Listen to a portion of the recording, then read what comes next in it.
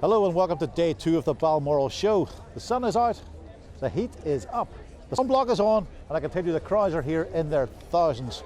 Our reporter Aidan Kennedy has been out and about seeing what's on offer, and she's even been fleecing a few good friends in the nicest possible way. Well, this is a pastime which I think requires a great deal of practice, but it's one of the really fun events at the Balmoral show. But it's also seriously competitive.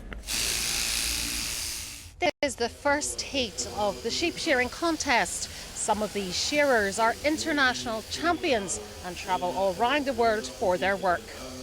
There's a lot of skill involved in shearing a sheep. It's all about footwork, hand and eye coordination, and a lot of practice, a lot of years of practice. And it's very competitive here today. Oh, it certainly is. These guys here at the national competition, the top 3 today, will go forward to the Six Nations Championships, which is on tomorrow. Now, one of the most important aspects of sheep shearing is, of course, wool handling, which is a fine art. Joining me now is expert in the field, Jane Harkness-Bones. Jane, tell us a wee bit about wool handling and what it actually involves. You have to make sure that it's got any dirty pieces off it. The first thing that the shearer would take off is the belly wool, so that has to go back into the fleece, and you roll up both sides and then roll up almost like a big cotton wool bud. So it's quite active and you need good strong arms. I'm here in the food pavilion where there's hundreds of stalls showing off the best of Northern Ireland's produce. Joining me now is Sandy Cole from Braghaman Farm in Ballycastle. Sandy, you're specialising in something quite different this year, goat burgers. Well, we were here last year with our goat burgers and they went down an absolute treat. So this year we've come back to do bigger and better. We've now got the free-range rosé veal this year in a steak ciabatta sandwich, and it's going down just as well. Goats are a very popular animal. Do you find that people are a bit funny about eating a goat burger? It's all a frame of mind, and once they tried it, they love it. It's not crazy and exotic, it's an everyday meat. Aidan and I will be back at Balmoral for day 3 tomorrow, and don't forget we have our special programme UTV at the show on Sunday evening.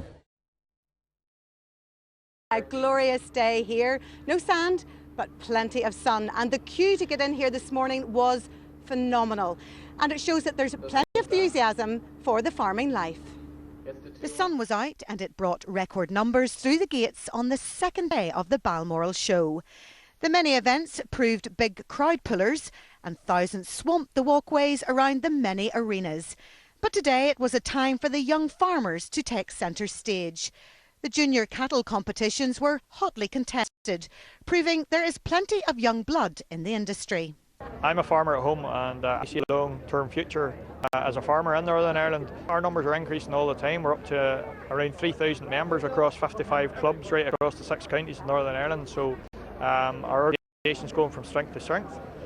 It's a tough way of life, but it seems agriculture is a popular choice with the next generation. Sometimes you do wonder, is it probably the best thing for our future? You could probably get an easier lifestyle and maybe even more profitable lifestyle and doing different things. But when you're brought up with it, you do sort of have a love of it, and at the end of the day, if you love what you do, it's the main thing. You're up early in the mornings and you're working long hours, but it's all worth it. It's great fun, it's great crack, and it's something that you actually produced yourself and you can call your own. It's Northern Ireland's oldest industry, but it will take young stock to survive. And with the show fueling enthusiasm for the country life, it looks like the farming future is in good hands. Great to see a young female farmer there, and one little boy told me he would love to have bought a tractor today, but his mummy only gave him £5 to spend at the show. But it has been a very busy and successful day. The show jumping still going on behind me, but all good things must come to an end, and the show will shut up shop for another year tomorrow. Nicola, we're reporting from the Balmoral show for us. An update